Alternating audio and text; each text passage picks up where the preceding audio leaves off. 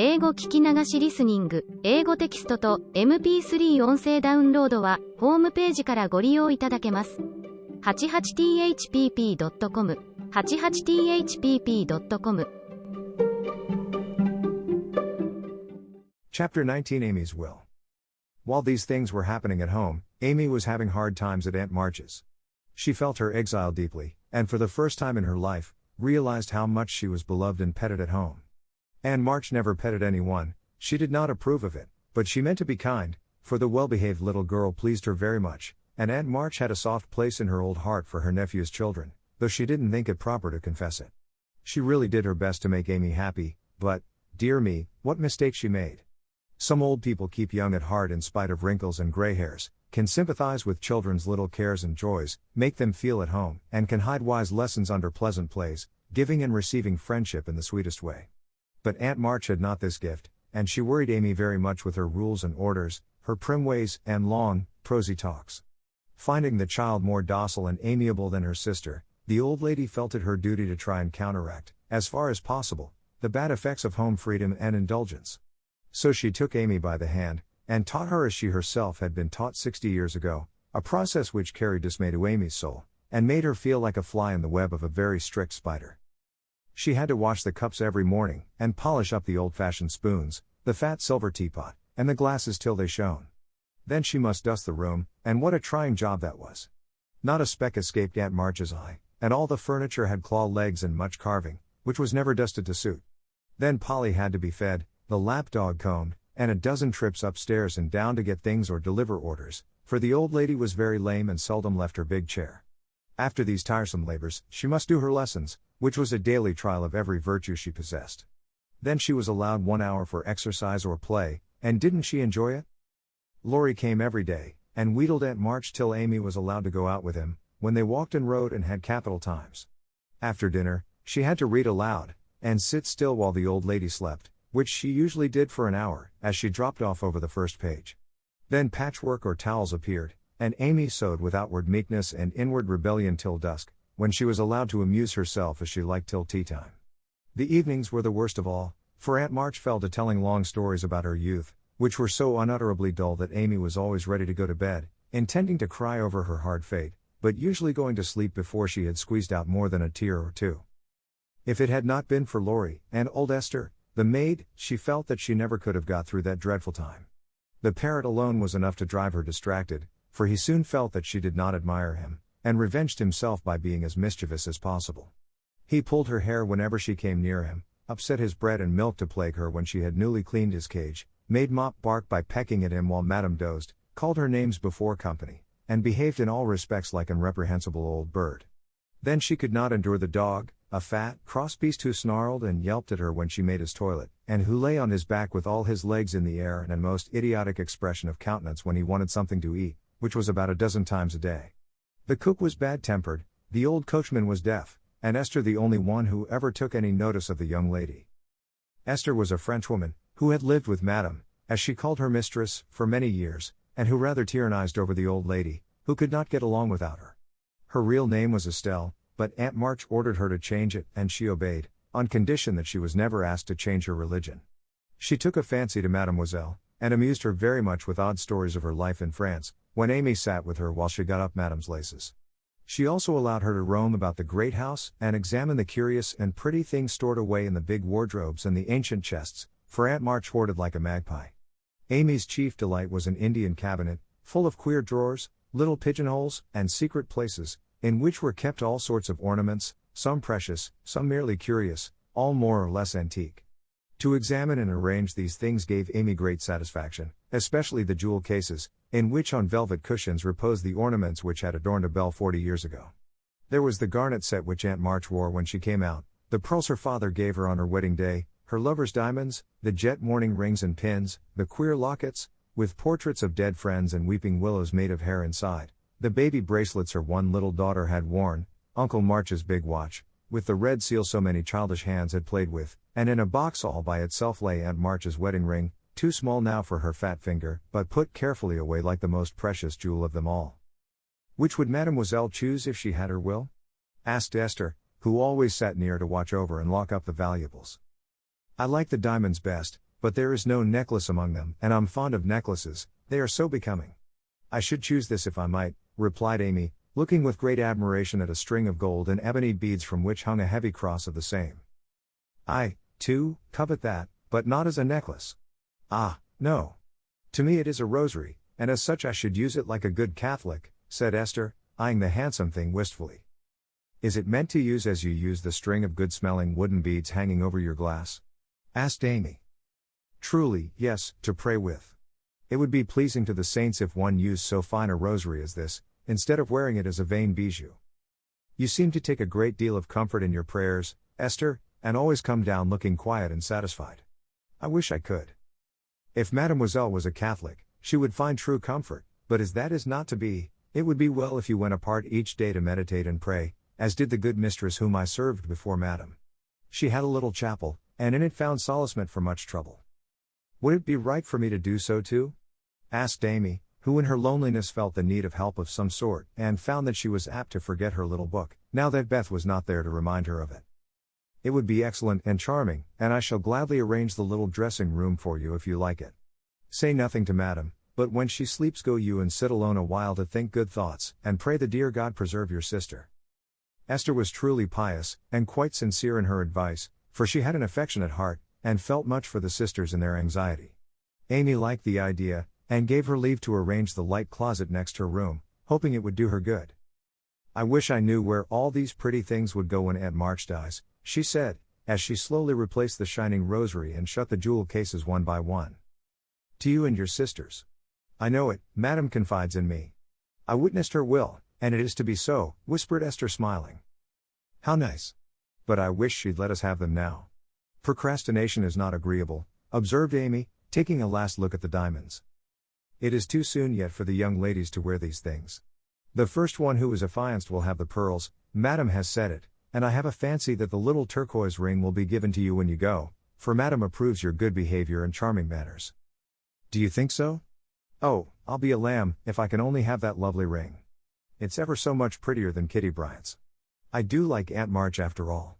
And Amy tried on the blue ring with a delighted face and a firm resolve to earn it. From that day she was a model of obedience, and the old lady complacently admired the success of her training. Esther fitted up the closet with a little table, placed a footstool before it, and over it a picture taken from one of the shut-up rooms. She thought it was of no great value, but, being appropriate, she borrowed it, well knowing that Madame would never know it, nor care if she did. It was, however, a very valuable copy of one of the famous pictures of the world, and Amy's beauty-loving eyes were never tired of looking up at the sweet face of the Divine Mother, while her tender thoughts of her own were busy at her heart. On the table she laid her little testament and hymn book, kept a vase always full of the best flowers Laurie brought her, and came every day to sit alone thinking good thoughts, and praying the dear God to preserve her sister.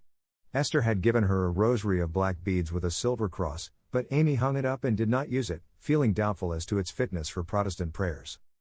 The little girl was very sincere in all this, for being left alone outside the safe home nest, she felt the need of some kind hand to hold by so sorely that she instinctively turned to the strong and tender friend, whose fatherly love most closely surrounds his little children. She missed her mother's help to understand and rule herself, but having been taught where to look, she did her best to find the way and walk in it confidingly. But, Amy was a young pilgrim, and just now her burden seemed very heavy. She tried to forget herself, to keep cheerful, and be satisfied with doing right, though no one saw or praised her for it.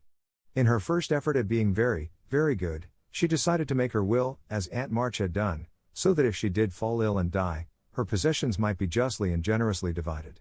It cost her a pang even to think of giving up the little treasures which in her eyes were as precious as the old lady's jewels. During one of her play hours she wrote out the important document as well as she could, with some help from Esther as to certain legal terms, and when the good-natured Frenchwoman had signed her name, Amy felt relieved and laid it by to show Laurie, whom she wanted as a second witness. As it was a rainy day, she went upstairs to amuse herself in one of the large chambers, and took Polly with her for company. In this room there was a wardrobe full of old-fashioned costumes with which Esther allowed her to play, and it was her favorite amusement to array herself in the faded brocades, and parade up and down before the long mirror, making stately curtsies, and sweeping her train about with a rustle which delighted her ears.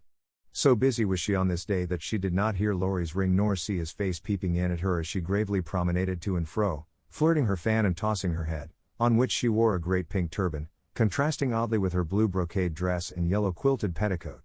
She was obliged to walk carefully, for she had on high-heeled shoes, and, as Laurie told Joe afterward, it was a comical sight to see her mince along in her gay suit, with Polly sidling and bridling just behind her, imitating her as well as he could, and occasionally stopping to laugh or exclaim, "Ain't we fine? Get along, fright. Hold your tongue. Kiss me, dear. Ha! Ha!" Having with difficulty restrained an explosion of merriment, lest it should offend Her Majesty, Laurie tapped and was graciously received. "Sit down and rest while I put these things away, then I want to consult you about a very serious matter," said Amy, when she had shown her splendor and driven Polly into a corner. "That bird is the trial of my life," she continued, removing the pink mountain from her head, while Laurie seated himself astride a chair. "Yesterday, when Aunt was asleep and I was trying to be as still as a mouse, Polly began to squall and flap about in his cage, so I went to let him out and found a big spider there. I poked it out and it ran under the bookcase. Polly marched straight after it, stooped down and peeped under the bookcase, saying, in his funny way, with a cock of his eye, 'Come out and take a walk, my dear.' I couldn't help laughing, which made Pole swear, and Aunt woke up and scolded us both." "Did the spider accept the old fellow's invitation?" asked Laurie, yawning. "Yes, out it came, and away ran Polly, frightened to death, and scrambled up on Aunt's chair, calling out, 'Catch her! Catch her! Catch her!' as I chased the spider." "That's a lie." "Oh, war!" cried the parrot, picking at Laurie's toes. "I'd wring your neck if you were mine, you old torment," cried Laurie, shaking his fist at the bird, who put his head on one side and gravely croaked, "Alleluia! Bless your buttons, dear." "Now I'm ready," said Amy, shutting the wardrobe and taking a piece of paper out of her pocket. "I want you to read that, please, and tell me if it is legal and right.